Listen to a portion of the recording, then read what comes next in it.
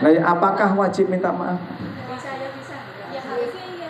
Harusnya iya, berarti salah dia ya. Menyakiti.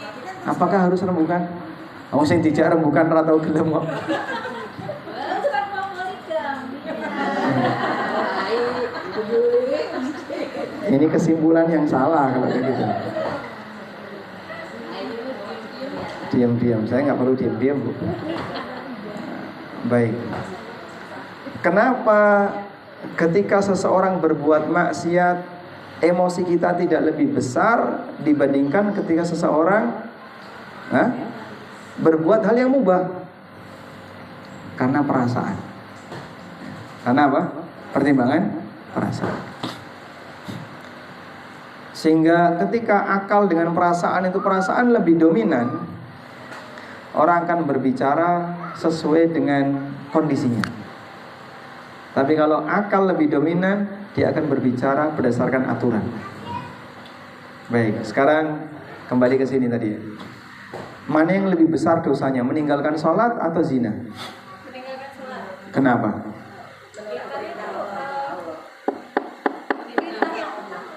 Hah? Menolak meninggalkan perintah. Kalau zina, melanggar larangan. Nah, itu kaidah umum bahwa meninggalkan perintah dosanya lebih besar daripada meninggalkan larangan. Makanya para ulama mengatakan tidak sholat dosanya lebih besar daripada zina. Wah, tidak sholat kan seringan itu Pak, zina seberat itu masa? Berarti mending zina aja daripada nggak sholat. Nah, ini salah kesimpulan ya.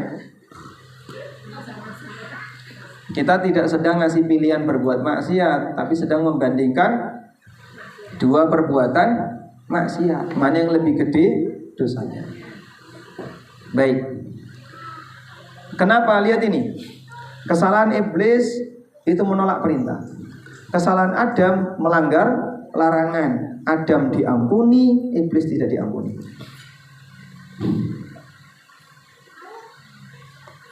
Dan hal yang sama juga dalam sebuah ibadah. Dalam ibadah itu ada pelanggaran, meninggalkan yang wajib dan melanggar larangan. Contoh ya. Mana yang batal? Mana yang batal ya? Sholat tidak baca Fatihah karena nggak tahu. Sholat yarhamukillah. Yarhamukillah. Muka-muka gelis gede. Oh. Nggak, biar ini tak cilik. Wah, ingat. Ya, alhamdulillah yarhamukallah. Oke, lanjut ya. Kita lanjutkan. Fokus di sini. Ini orang nggak ngerti. Nggak ngerti. Dua orang A sama B, dua-duanya nggak ngerti. A tidak baca Fatihah, yang B bicara ketika sholat. Yang batal yang mana? Hah?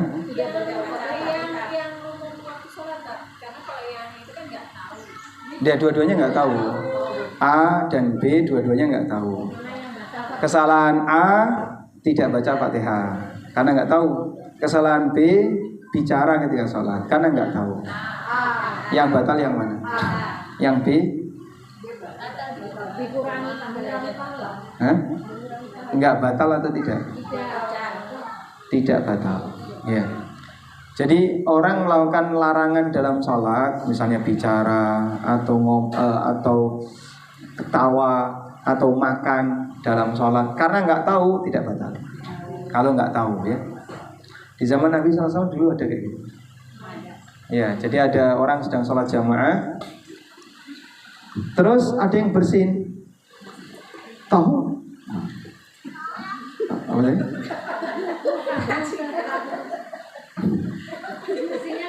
Nggak apa biasa.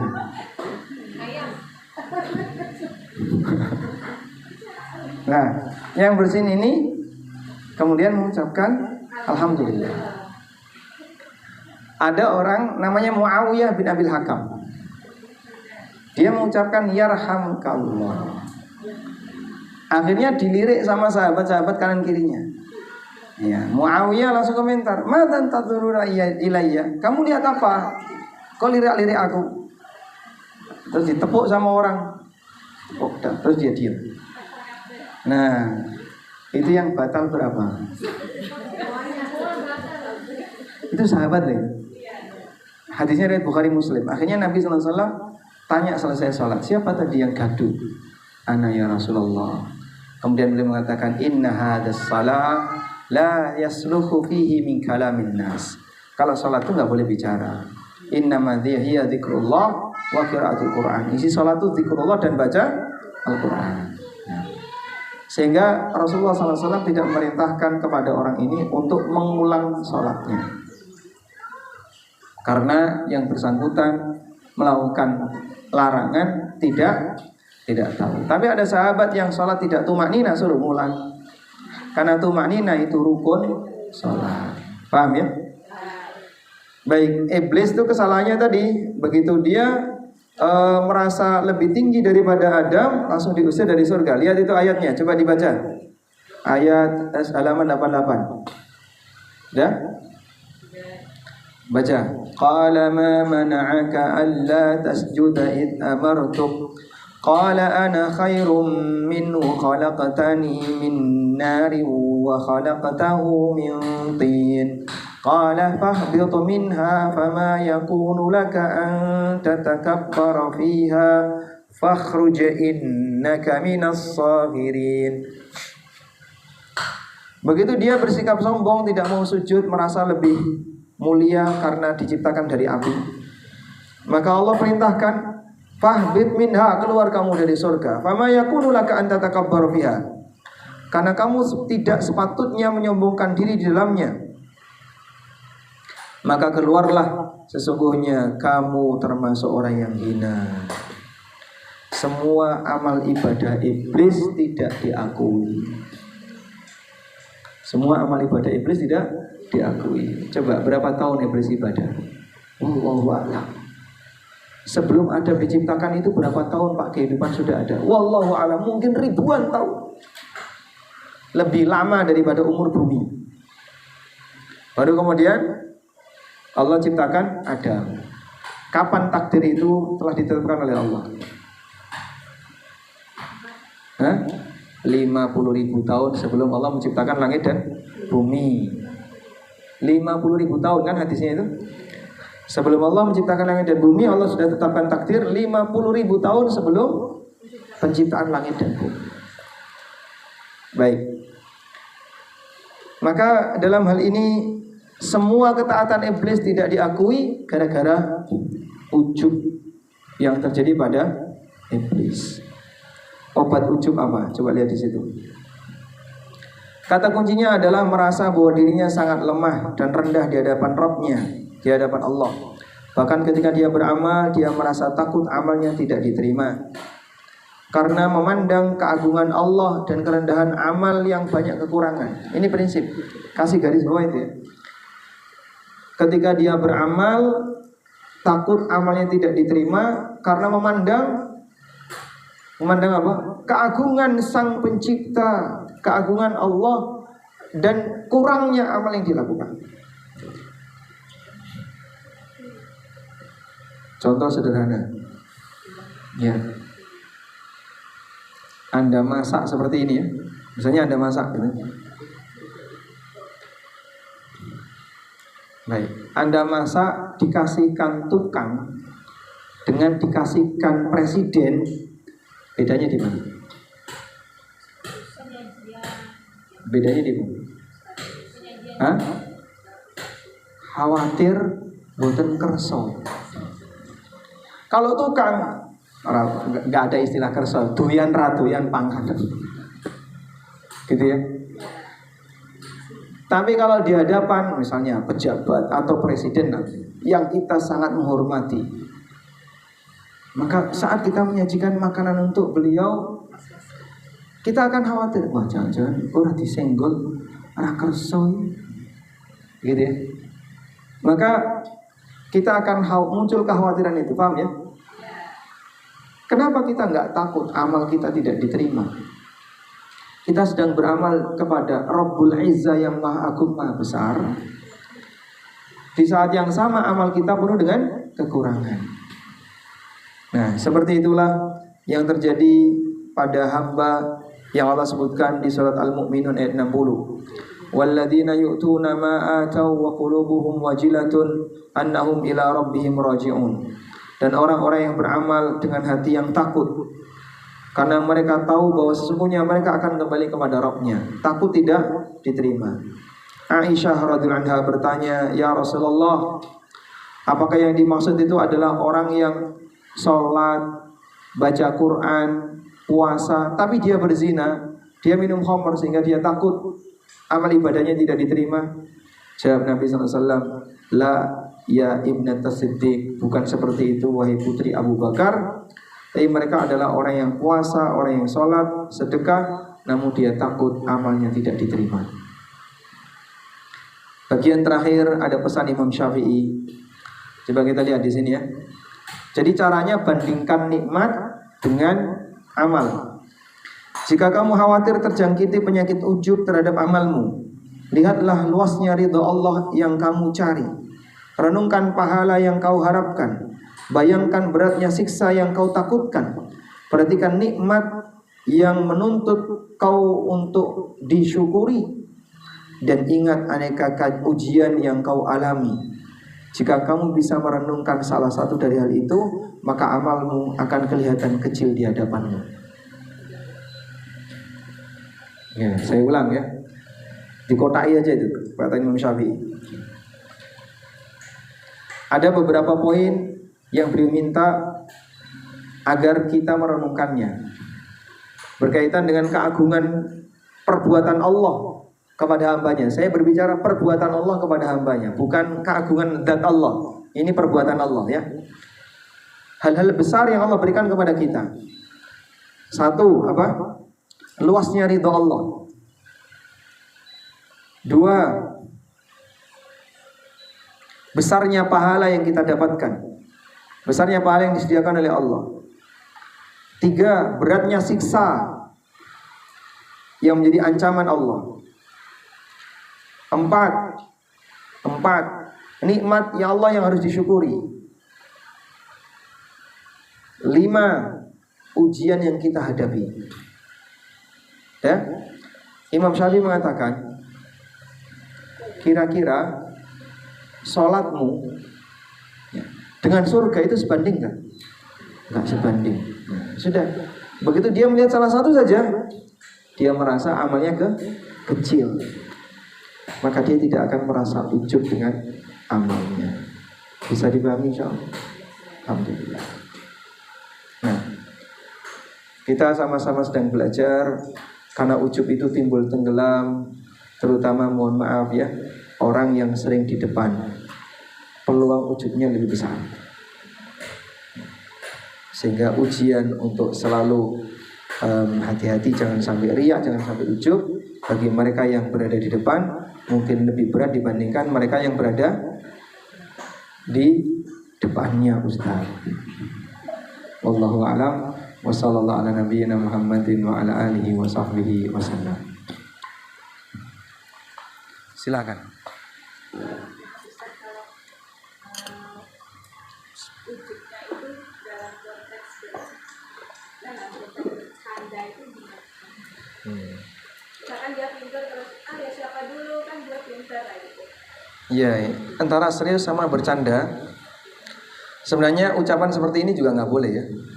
Muslim tidak diajari kayak gitu. Siapa dulu dong? Ibunya. Bapaknya. Anak siapa dulu dong? Dan seterusnya ya. Jadi dia langsung teringat orang lain atau teringat kehebatan dirinya. Oh ini makanya kamu harus jadi orang ulet kayak aku. Kamu harus rajin seperti aku. Ini karena aku itu rajin. Itu termasuk ujub. Jadi yang kayak gini aslinya nggak boleh. Nah, kemudian bercanda seperti itu, ya mudah-mudahan tidak terhitung hatinya yang ujub. Karena ujub itu amal hati. Ujub itu amal hati. Tapi kalau lisannya terlalu sering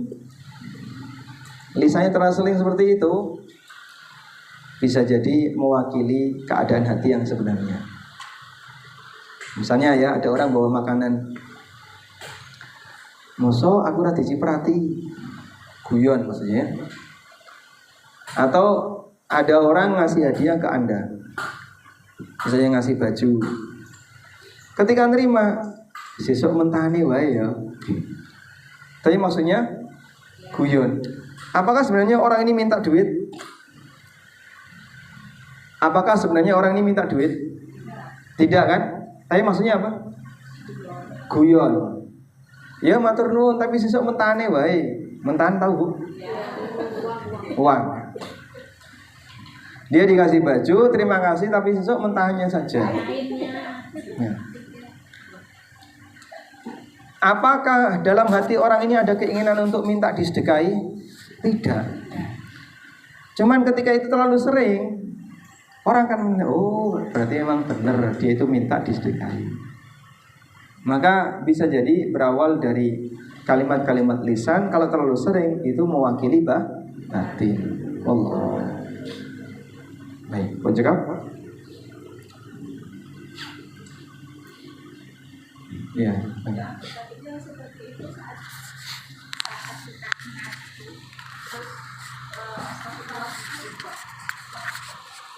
Ya insya Allah mudah-mudahan menggugurkan dosa. Ya. Ketika orang berbuat salah kemudian dia segera mohon ampun kepada Allah, semoga hilang dosanya. Dan apakah pahalanya hilang tergantung dari kualitas tobat. Karena tobat itu kan bertingkat ya, dan kesalahan juga bertingkat. Tobat itu bertingkat, kesalahan juga bertingkat. Ada dosa besar, kesalahan besar, tapi tobatnya dibuat ringan, santai aja. Astagfirullah, wis ngono tok. Ya insyaallah wis diampuni aku istighfar kok.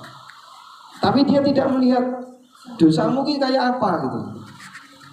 Sehingga rasa sedihnya enggak tampak, tidak menunjukkan penyesalan. Nah, gimana dia bisa kita nilai sebagai orang yang bertobat? Karena terkadang orang sendiri itu nggak bisa menilai dirinya. Kira-kira tobatmu ini serius nggak? Nah, yang penting kamu wis. Kamu jangan ikut-ikut menilai, kamu itu bukan Tuhan. Iya kan? Saya tidak pernah ngaku Tuhan. Cuman apa salahnya ngasih saran? Sehingga ada orang yang kadang dinasihati, yang penting wis, yang penting wis. Jadi wong kok repot. Ya jangan kayak gitu.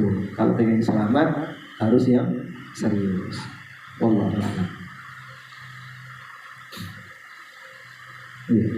Ya.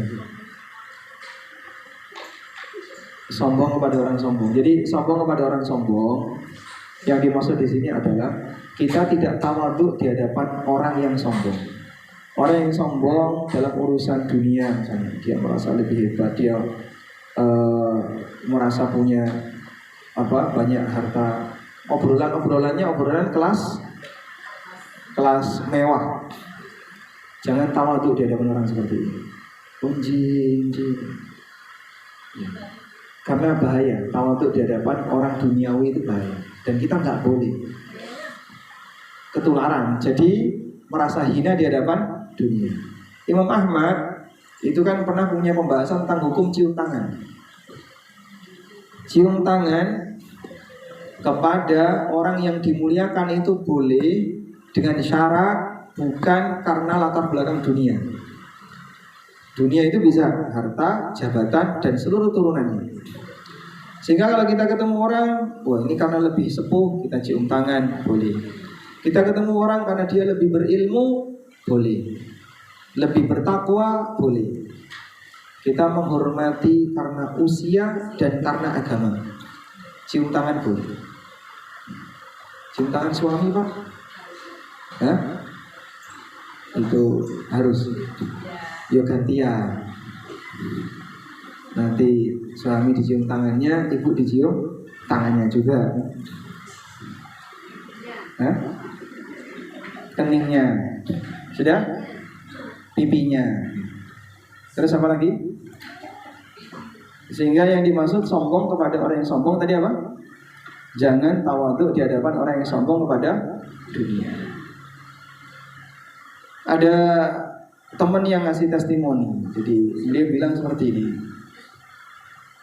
Saya kalau ketemu konco-konco sing bisnis itu, obrolannya Masya Allah. Kata dia, "Nggak kuat saya itu, tidak kuat." Jadi dia sendiri tidak bisa menikmati obrolan dengan orang-orang yang ketika membahas dunia itu kelebihan. Dia nggak bisa menikmati. Tapi kalau di masjid dia dengerin kajian, dia merasa tenang. Karena karakternya sudah berubah. Hal yang sama, orang yang senang ngobrol dunia, diajak membahas masalah agama, wah dia nggak betah. Dia pengen meninggalkan. Saya nggak senang dengan forum seperti ini. Nah, masing-masing forum orang berbeda. Ada salah satu teman saya yang cerita, dia punya kakak, warisannya banyak. Bapak tahu Parahita? Ya, dia itu anaknya yang punya Parahita di Surabaya. Jadi adiknya ini sudah senang dengan agama, tapi kakaknya belum. Terus dia bilang, kakak saya itu kumpulannya orang Cina, senangnya kalau Cina. Jadi orangnya memang rasionalis, semuanya serba dipikir, berlogika. Tapi nek membahas dunia, wah, masya Allah, keduren. Sehingga dia sama kakaknya itu nggak seberapa akrab. Adiknya senang bahas agama, kakaknya senang juga. Ya, kurang lebih contohnya gitu. Baik, cukup. Baik, demikian yang bisa kita bahas. Mudah-mudahan apa yang kita pelajari ini menjadi ilmu yang bermanfaat. Wassalamualaikum warahmatullahi wabarakatuh. Wa akhiru da'wana alhamdulillahi rabbil alamin. Wassalamualaikum warahmatullahi wabarakatuh.